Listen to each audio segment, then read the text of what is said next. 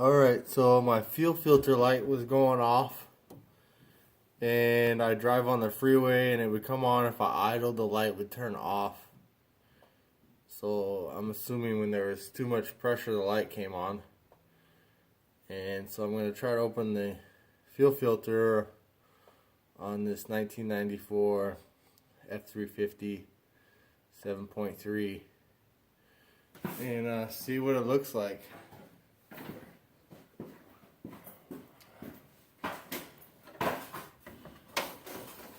And of course it's snowing outside. I don't know if my fuel gelled and this is dirty or what's really going on. I got this truck, but we'll see here. I already opened the valve to drain the gas, and it looks like my cap is cracking. The cap is cracked. Oh, you gotta love these old trucks. Oh my god. I just use my hands, I guess, and take it off.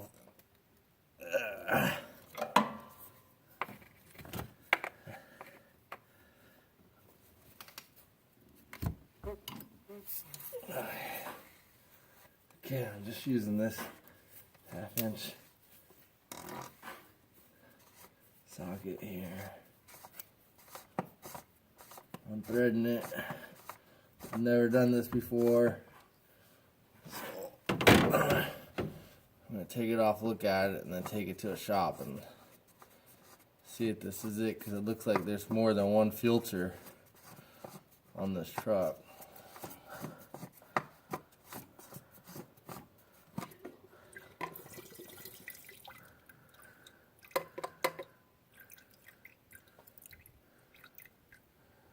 I don't know if you see that. There's a bunch of diesel fuel coming off, and my motor's still a little warm. I don't want to. But it looks pretty black, I guess, to me. So I'll go buy a new one at Napa and see if that fixes the problem.